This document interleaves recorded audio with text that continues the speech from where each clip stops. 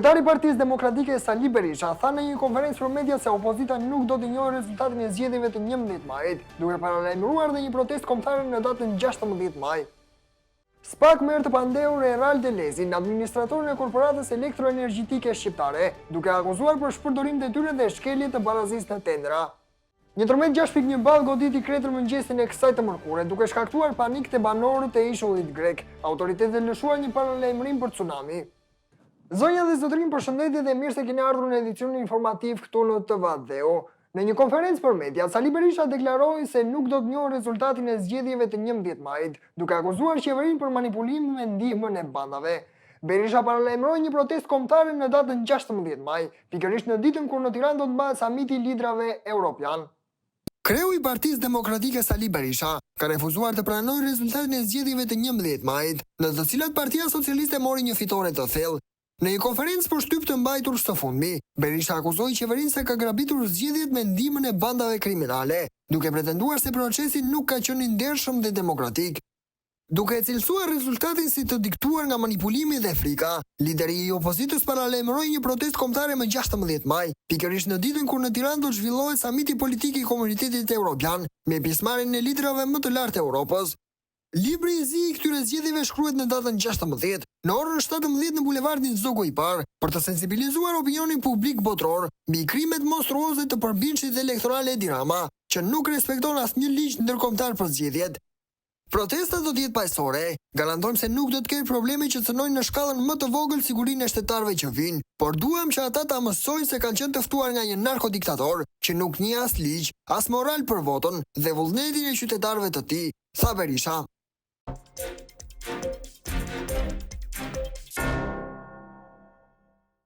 Partia Demokratike ka postuar një humbje dramatike në Sarandë, duke marrë një ndër rezultatet më të ulta ndër vite. Me sa duke, qytetarët e kanë dëshkuar opozitën për shkak se përfaqësues të saj shpesh perceptohen si të kapur pas interesave personale. Partia Demokratike ka postuar një humbje të paprecedent në Sarandë, duke regjistruar rezultatin më të dobët në historinë e saj politike, madje edhe më keq se ai vitit 1997, kur vendi ndodhej në një kaos total. Me mbylljen e numërimit në qarkun Vlorë dhe përfshirjen e votave të diasporës, ndarja përfundimtare e mandateve është 9 për Partinë Socialiste dhe vetëm 3 për Partinë Demokratike, një katastrofë politike për PD-n, veçanërisht në Sarandë, kur dikur dominonte bindshëm. Në vitin 2003, Partia Demokratike fitoi çdo bashki e komunë në zonën e Sarandës, por sot kjo zonë ka kthyer krahët plotësisht, një rezultat që pasqyron jo thjesht rënien elektorale, por një ndëshkim të hapur nga votuesit. Një faktor kyç që ka ndikuar në këtë rënje është edhe prania e Ina Zhupës si përfaqësuese e qarkut Vlorë, përfshir Sarandën. Zhupa e njohur për lidhjet e diskutueshme me tendra të marrë nga qeveria socialiste, ndërkohë që vetë ishte pjesë e opozitës, është perceptuar nga një pjesë e madhe e elektoratit si simboli i opozitës së kapur, pa zë dhe pa integritet. Ky perceptim ka ushqyer zhgënjimin dhe sidomos në zonat ku PD-ja dikur gëzonte mbështetje masive. Votuesit e djathtë, të lodhur nga pazaret politike dhe mungesa e një qëndrimi të fortë opozitar, ose kanë qëndruar në shtëpi, ose kanë votuar alternativa të reja. Lista e kandidatëve ofruar nga PD për këto zgjedhje ishte e dobët dhe pa figura frymëzuese. Kandidatët nuk arritën të krijonin lidhje reale me publikun, duke lënë përshtypjen e një force politike të dorëzuar dhe të shkëputur nga realiteti.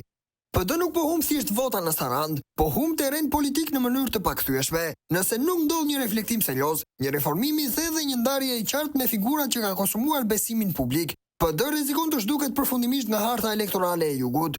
Saranda ka folur qartë, votuesit nuk e duan një opozit që bashkëpunon me pushtetin për interesat personale. Ish prokurori Arjan Ndoja i përjashtuar nga sistemi i drejtësisë për shkak të vetingut, tashmë është drejt kuvendit. Ai kryeson listën e kandidatëve të PD-s në Durrës si më i votuari, pavarësisht të kaluarës së tij që ngre pikpyetje për cilësinë e përfaqësuesve të rinj në kuvend.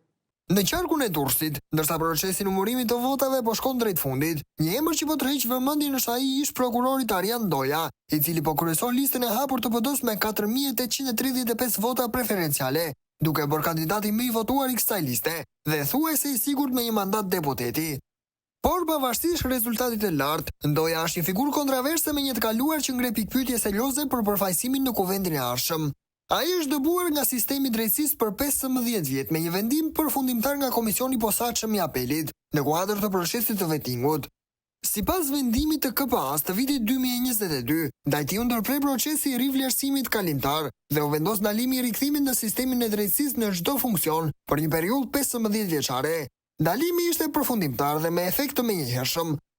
Arja Ndoja u përjashtua pasi u gjet me probleme në 2 nga 3 kriteret e vettingut, por një nga ngjarjet më të bushme që bëri emrin e tij më të njohur publikisht ishte atentati ndaj tij në 1 nëntor 2019. Ku ai udhëtonte në makinë së bashku me Aleksandr Lahon, i njohur si Rumi i Shijakut, një person i lidhur me botën e krimit të organizuar. Kandidimi dhe përparësia e Ndojës në listën e hapur të PD-s ngre shumë pikpyetje për cilësinë e përfaqësimit që do të kenë qytetarët në legjislaturën e re. Fakti që një ish prokuror i përjashtuar nga drejtësia, i përfshirë në ngjarje të rënda, është në prag të marrjes së një mandati parlamentar, është një alarm për publikun shqiptar. Rasti i Ndojës është një shtysë e fortë për një reflektim më të thellë. Kush po hyn në kuvend, çfarë përfaqëson këta njerëz, a është përfaqësimi i denj për qytetarët shqiptar? Teksa numërimi të votave në Tiranë po i afrohet fundi, surprizues është fakti se deputetja e opozitës Jorita Tabaku rrezikon të mbetet jashtë kuvendit. Kjo pasi Partia Mundësia ka fituar deputetin e dytë në kryeqytet, duke ngushtuar hapësirat për koalicionin opozitar. Një zhvillim befasues ka ndodhur në qarkun e Tiranës. Jorita Tabaku, një nga figurat kryesore të Partisë Demokratike, pritet të mbetet jashtë parlamentit në mandatin e ri. Sipas projeksioneve më të fundit, Partia Mundësia ka arritur të sigurojë mandatin e saj të dytë në Tiranë, duke dhënë një vend në kuvend edhe Erald Kaprit, përveç Agron Sheajt. Ky rezultat ka ngushtuar ndjeshëm hapësirat për koalicionin PD-ASHM, i cili tashmë ka garantuar vetëm një mandat jashtë listës së mbyllur. Ky mandat, sipas të dhënave aktuale, i takon Ilir Ali Mehmetit, duke lënë jashtë Jorita Tabakun, pavarësisht profilit të saj të lartë politik dhe angazhimit në vite në opozit. Në Tiranë numërimi vijon ende, por trendi deri tani lë pak hapësira për ndryshime. Padyshim një nga përplasjet më të bushme të kësaj fushate elektorale ishte ajo me Zgazment Bardit dhe Zegjin e Çavushit, të cilët tashmë me sa duket, nga rrjetet sociale do të vazhdojnë debatin e tyre në kuvend, por këtë herë duke debatuar për ligjet që do të miratojnë. Ndërsa dikur shigjetonin njëri tjetrin në fushat me tone që i ngjanin më shumë një serial satirik se sa një debati politik, sot u konfirmua se Zegjin e Çavushi dhe Gazment Bardhi do të ndajnë të njëjtën sallë parlamentare. Zegjineja, e promovuar si fytyra e re nga Partia Socialiste, u bë e njohur jo për idet, por për videot ku e përshmonte gazon me një lloj energjie që më shumë ngjante me një sfidë personale, sesa me një përballje programore.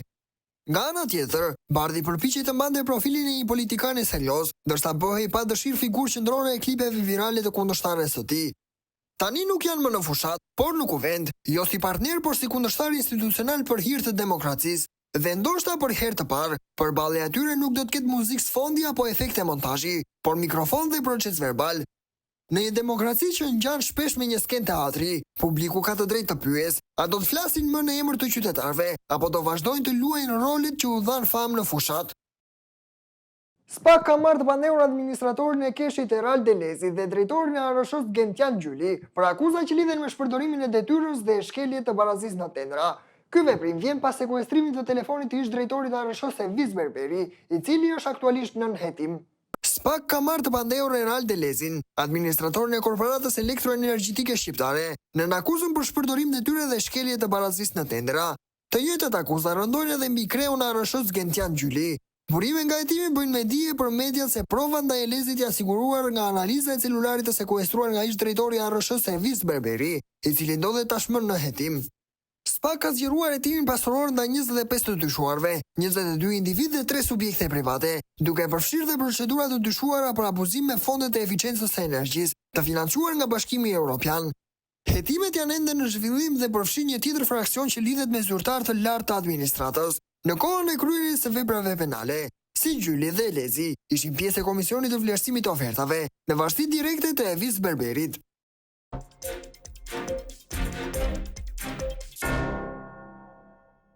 Një tërmet i fuqishëm 6.1 ball ka goditur Kretën mëngjesin e sotëm, fatmirësisht pa shënuar viktima.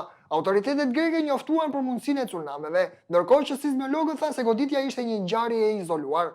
Një tërmet me magnitudë 6.1 ball të shkallës Richter ka goditur në orët e para të mëngjesit ishullin e Kretës, ka njoftuar Instituti Gjeodinamik i Observatorit Kombëtar të Athinës. Epiqendra u regjistrua 19 km në jug të ishullit, në një thellësi prej 64.4 km. Me gjithë fuqinë e lartë, autoritetet konfirmojnë se nuk ka pasur dëme serioze apo të lënduar. Dridhjet janë ndjerë në një zonë të gjerë, përfshirë Turqinë jug perëndimore, Izraelin dhe disa pjesë të Egjiptit.